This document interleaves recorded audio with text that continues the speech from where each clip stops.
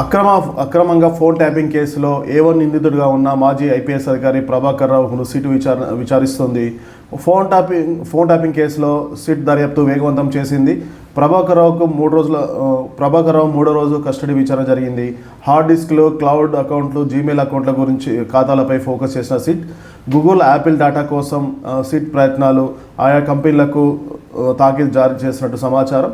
తెలంగాణలో సంచలనం సృష్టించిన అక్రమ ఫోన్ ట్యాపింగ్ కేసులో కీలక ఆధారాలు సేకరించే దిశగా సిట్ దర్యాప్తు చేస్తుందని, ఈ కేసును సిట్ దర్యాప్తును వేగవంతం చేసిందని తెలుస్తుంది.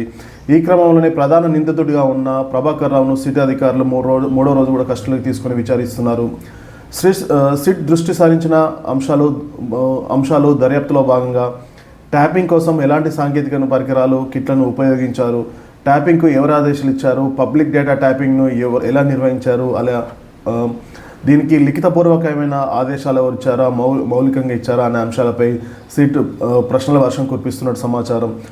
ప్రభాకర్ రావు విచారణ వివరాల్లో ఒకసారి క్లుప్తంగా చూస్తే, కస్టడీలో ఉన్న ప్రభాకర్ రావును 7 గంటల పాటు విచారించారు. విచారణలో ముఖ్యంగా 26 హార్డ్ డిస్క్లు ధ్వంసమైనట్లు తెలుస్తుంది.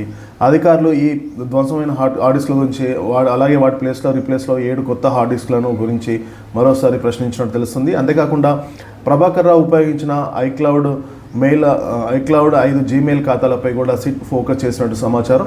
ముఖ్యంగా 4 జీమెయిల్ ఖాతాలకు సంబంధించిన పాస్వర్డ్లను, 2 క్లౌడ్ ఖాతాలకు సంబంధించిన పాస్వర్డ్లను ఎందుకు సేకరించారని సిట్ అధికారులు ప్రశ్నించారు.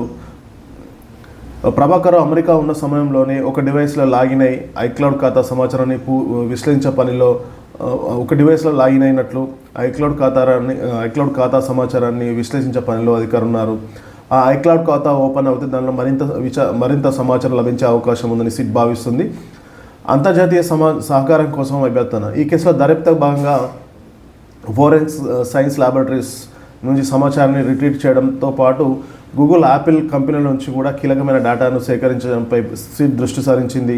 ఈ అంతర్జాతీయ కంపెనీల నుంచి వచ్చే డేటా ఆధారంగానే సిట్ దర్యాప్తు మరింత లోతుగా వెళ్తుంది. మరియు సిట్ ఈ కేసు కూడా ముందుకు వెళ్తుందనేసి సమాచారం.